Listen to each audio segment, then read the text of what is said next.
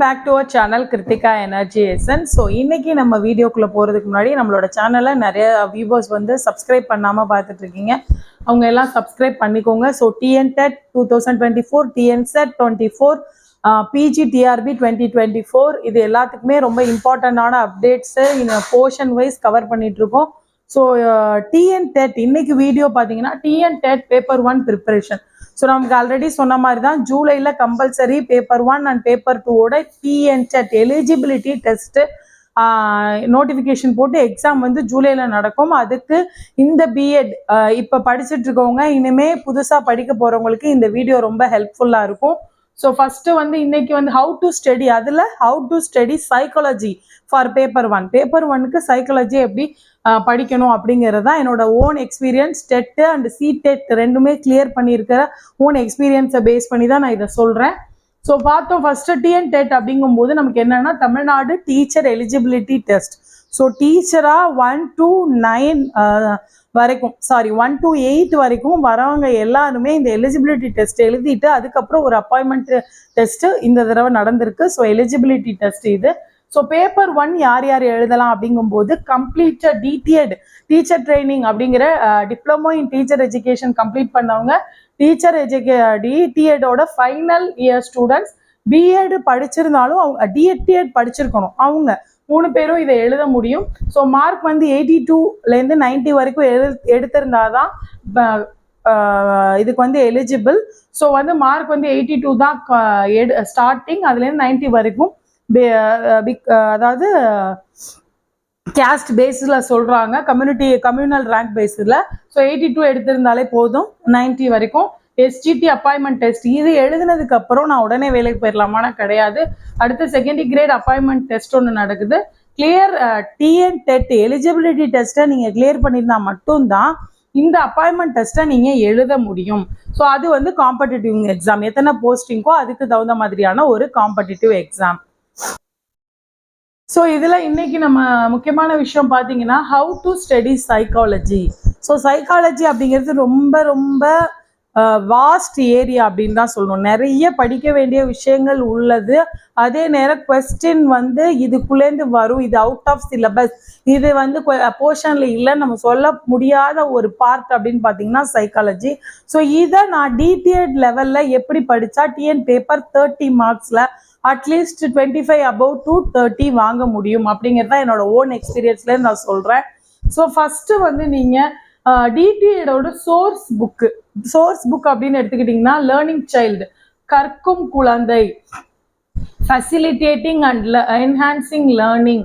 So இங்கே கொடுத்துருக்கோம் கற்றலை எளிதாக்குதலும் மேம்படுத்துதலும், இந்தியன் எஜுகேஷன் சிஸ்டம், ஸோ இந்திய கல்வி முறை. இது வந்து இதில் ஃபெசிலிட்டேட்டிங் அண்ட் லேர்னிங் வந்து ஃபர்ஸ்ட் இயர்லேயும் இருக்குது, செகண்ட் இயர்லேயும் 2 புக் இருக்குது. அதுக்கப்புறம் பார்த்தீங்கன்னா இது ரொம்ப முக்கியமான புக்கு, கற்றலை எளிதாக்குதலும் மேம்படுத்துதலும் அப்படிங்கிறது தான் ரொம்ப இம்பார்ட்டண்டான டாபிக்கு. ஸோ அடுத்து இந்தியன் எஜுகேஷன் சிஸ்டம், இது எல்லாமே சோர்ஸ் புக். நமக்கு டிடிஎட்ல பொதுவாகவே அது வந்து புக்குன்னு சொல்ல மாட்டாங்க, சோர்ஸ் புக். இதை வச்சு நம்ம நிறைய படிச்சுக்கணும் அப்படிங்கிறது தான் அதோட அர்த்தம். ஸோ ஃபஸ்ட்டு இதில் இருக்கிற concept and theories and years, for எக்ஸாம்பிள்லாம் மாண்டசரி, ஃப்ரோபெல், இந்திய கல்வி முறை எடுத்துக்கிட்டிங்கன்னா அடுத்து காந்தியடிகளோட ஆதார கல்விக் கொள்கை, இந்த மாதிரியான இந்திய கல்வி முறையில் என்னென்னலாம் இன்னைக்கு ப்ரெசன்ட் வரைக்கும் இருக்குது, எந்த எஜுகேஷன் சிஸ்டமில் எந்த ஸ்கீம் கொண்டு வந்தாங்க, எந்த 5 இயர் பிளானில் என்ன எஜுகேஷன் சிஸ்டமில் சேஞ்ச் ஆச்சு, இதெல்லாம் நமக்கு இந்திய கல்வி முறையில் வரும். ஸோ அடுத்து பார்த்தீங்கன்னா ஃபெசிலிட்டேட்டிங் அண்ட் என்ஹான்சிங்கை பொறுத்த வரைக்கும் மெமரி தியரி, மோட்டிவேஷன், அதுக்கப்புறம் மாஸ்லோ ஹைரார்கிக்கல் நீட்ஸ், இது எல்லாமே.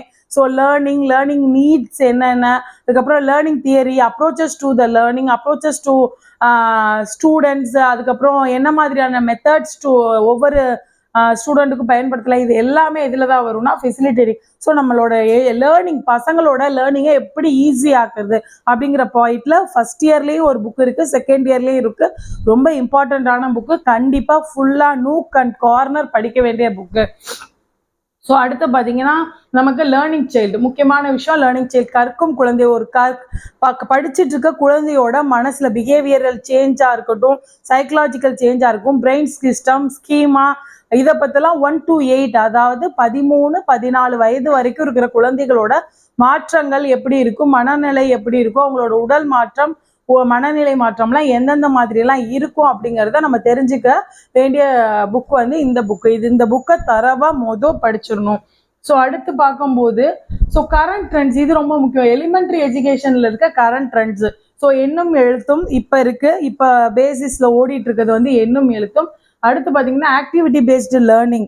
முன்னாடி SABL simplified activity based learning, அதுக்கு முன்னாடி ABL இதெல்லாம் இருந்துச்சு.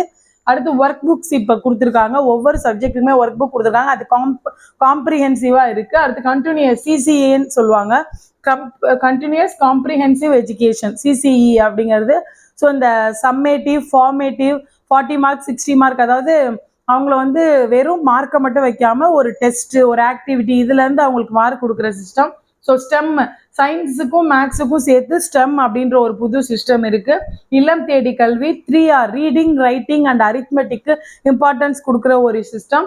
QR code, SCRT, YouTube videos, இது எல்லாமே காமன் டாபிக்ஸ். இதுலேருந்து எப்படி வேணாலும் கொஷின் கேட்கலாம்.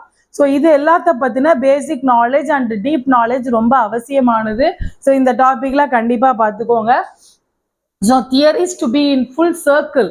So student centred theory full சர்க்கிளாக நீங்கள் படிக்க வேண்டியது அப்படின்னு பார்த்தீங்கன்னா student centre theories, student centred learning theories. First ஸ்டூடெண்ட்டோட மனநிலை, நியூரான், ஸ்கீமா, இது எல்லாத்தையும் பற்றி படிக்கிறது.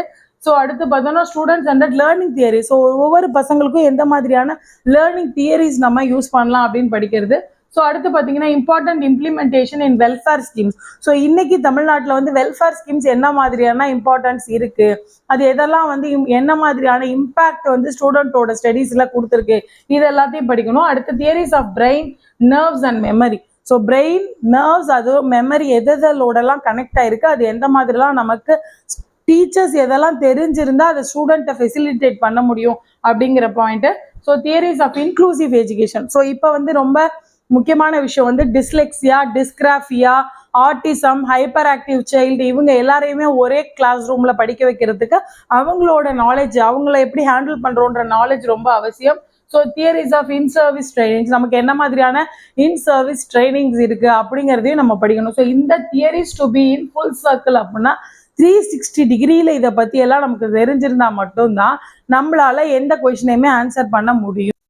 ஸோ ஃபுல் சர்க்கிளில் நமக்கு தெரிஞ்சிருக்க வேண்டிய காமன் டாபிக் மட்டும்தான் நான் இப்போ கொடுத்துருக்கேன். So how to study languages அடுத்த சீரீஸில் நம்ம கொடுக்குறோம், இதில் அடுத்த வீடியோவில் நான் போடுறேன். ஸோ இது என்ன, நீங்கள் ஒரு போர்ஷனாகவும் கொடுக்காம ஒரு தாட், ஒரு நோட்ஸும் கொடுக்காம நீங்கள் சொல்லிட்டு இருக்கேன். ஃபர்ஸ்ட் ஆஃப் ஆல் நமக்கு என்ன மாதிரியான விஷயங்கள் தெரிஞ்சிருக்கணுங்கிறது ஓவர் வியூ அப்படின்னு சொல்லுவாங்க. அந்த ஓவர் வியூவோட ஐடியா நமக்கு இருந்தால் மட்டும்தான் நம்மளால கிளியர் கட்டாக நம்மளோட சிலபஸை கொண்டு போக முடியும்.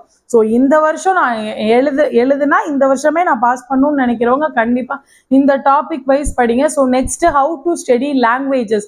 ஸோ தமிழ்லையும் வரும், உங்களுக்கு இங்கிலீஷும் வரும். ஸோ இங்கிலீஷ்லையும் தமிழ்லையும் என்ன மாதிரியான காமன் டாபிக்ஸை கொடுக்கலாம் அப்படின்னு சொல்கிறேன். அடுத்து அதே நேரத்தில் சைக்கலாஜிக்கல் நோட்ஸ் வந்து டாபிக் வைஸ் நம்மளோட சேனலில் வந்துட்டு இருக்கோம். கண்டிப்பாக நீங்கள் பெல் ஐக்கானை கிளிக் பண்ணிட்டு இருக்கீங்கன்னா நம்ம வீடியோ போட வந்துடும்.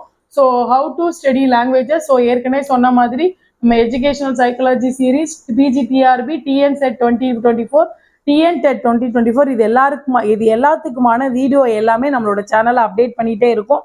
ஸோ சப்ஸ்கிரைப் பண்ணிக்கோங்க, உங்களோட ஃப்ரெண்ட்ஸுக்கு சஜஸ்ட் பண்ணுங்கள். தேங்க்யூ ஃபார் வாட்சிங். Thank you friends.